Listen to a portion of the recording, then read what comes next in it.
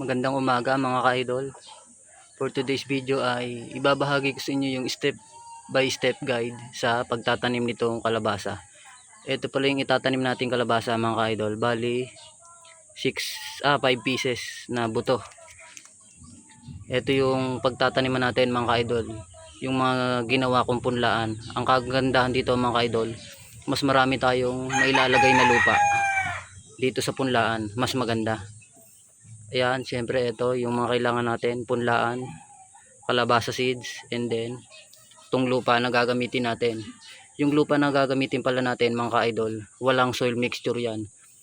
Ayan lang yung lupa dito sa bukid, buhaghag, kasi ayan yung mga pinagbulukan ng mga dayami, ng mga pinagbalatan ng gulay, ng prutas, and then yung mga damo sa paligid dito sa bukid.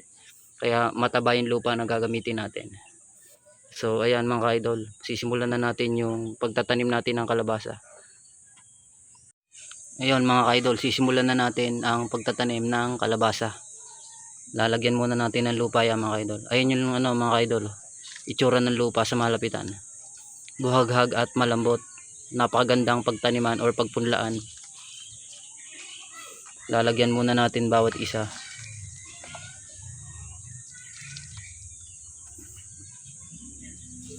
Yan. Kagandahan dito mga ka-idol, dahil malambot at buhaghag yung lupa na gagamitin natin. Kapag sumibol yung mga buto is mas mabilis siyang makakalaki at hindi siya mababansot. And syempre mga ka-idol, mataba yung mga magiging seedlings nitong kalabasa kasi maganda yung lupa na ginamit natin.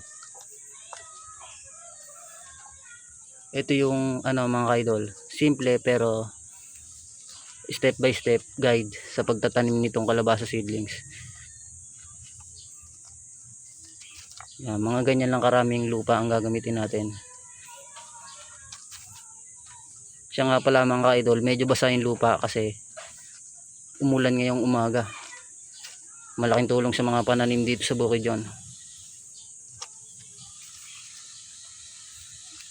Ayan, pwede na natin taniman mga ka-idol. Once na malagyan na natin yan, lalagay na natin yung mga buto ng kalabasa. Mahirap talaga magtanim kapag hindi natin kinakamay. Hindi talaga ako sanay magtanim kapag ginagamitan ito. Kailangan kamay mismo gagamitin. Dito kasi tayo nasanay. Ayan mga ka-idol, ganyan lang ang pagtatanim ng kalabasa. Sa isang punlaan, isang buto, para kung sakaling tumubo na is maluag yung space, hindi sila mag-aagawan or hindi masikip. Then once na natin yan mga ka-idol, mailagay dun sa punlaan, tatabunan natin ng lupa, bahagyang tabon lang ng lupa sa ibabaw. Kasi kapag tinabunan natin ng napalalim yan, mahihirapan tumubo yung mga buto. At syempre mga ka-idol, once na matapos tayo magtanim, babasain natin ulit yung lupa. Ilulubog na lang natin yung umangat na buto.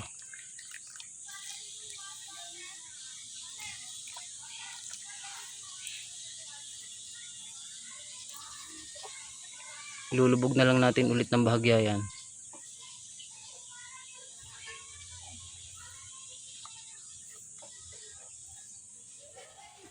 Kasi hindi natin maiiwasan yan na umangat dahil sa pressure ng tubig.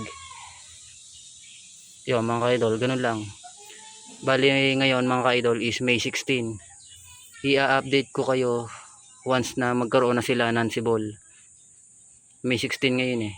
Siguro mga 3 days to 5 days magbibigay ako ng update kung magiging successful yung pagtatanim natin nitong kalabasa. So yun lang mga ka-idol, yun lang muna. Ito yung niya mga ka-idol, kalabasa. Magandang araw mga ka-idol. Magbibigay ako sa inyo ng update dito sa tinanim nating kalabasa noong May 16. Ngayon ay May 20, bali 4 days after pagpupunla is may sibol na kaagad mga ka-idol. Ito na yung isa, angat na angat na. May 16 to May 20, ayan na, ganyan nakalaki agad yung sibol. Bali dalawa na yung may sibol mga ka-idol, yung isa hindi pa masyado visible. Pero ito, ayan, itong isang to may sibol na yan. Ayan yan yan mga ka-idol, hindi pa siya masyado naangat, pero baka ngayong maghapon magiging ganito na rin yung kataas, aangat din yan. Then yung tatlo mga ka-idol wala pa, hihintayin pa natin yan sibulan kasi 4 days pa lang naman mula nung naitatanim. Hihintayin natin yan within this week, baka magsibulan na din lahat yan. Ang kagandahan dyan mga ka-idol, ayan na, successful na agad yung pagpupunla natin ng kalabasa kasi may sibol na agad. And then yun lang mga ka-idol, nagbigay lang ako sa inyo ng mabilis ang update dito sa mga pinunla kong kalabasa. Magandang araw sa inyo mga ka-idol. Ngayon ay magbibigay ulit ako sa inyo ng another update dito sa mga ipinunla kong kalabasa. Ito na mga ka-idol yung finalize ng video na to, and then ito na rin yung i-share ko sa inyong final result. From May 16 sinimula ko siyang ipunla, and then May 20 may simibol na ilan, and then ito na ngayon mga ka-idol May 26. Ayun na yung itsura ng ating mga pinunlang kalabasa.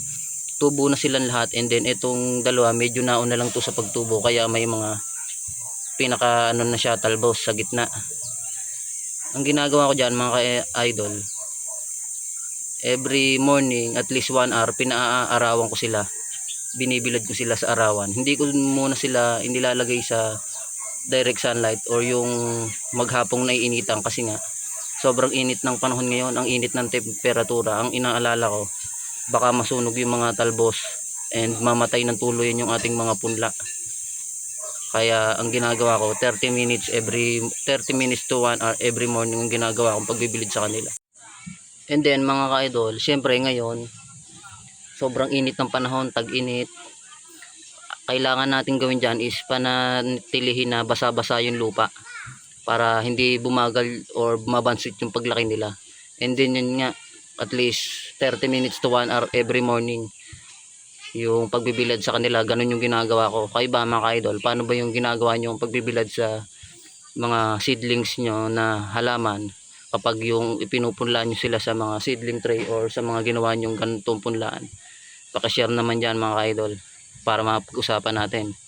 Then ito mga ka-idol, yung unang dalawa na may pinakatalbos na sa gitna, ayun yung pwede nang i-transplant sa direct sa lupa or sa ground kasi may pinakatalbos na siya. Ayun yung sign na pwede na tayo mag-transplant kapag may ganto na.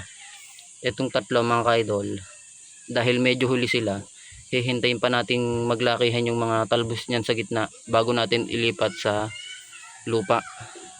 And then mga ka-idol, yun lang naman siguro mga ka-idol. Basta pakashare nyo na lang kung paano yung ginagawa nyong paraan ng pag-aalaga dito sa mga seedlings nyo. And kung nagustuhan nyo tong video na ginawa natin ngayon ay paki-like and share naman, and pa-subscribe na rin sa aking channel. And don't forget to hit the notification bell button para lagi kayong updated kapag may bago tayong upload. Yun lang naman siguro mga ka-idol. Salamat sa inyong panonood and see you on my next video.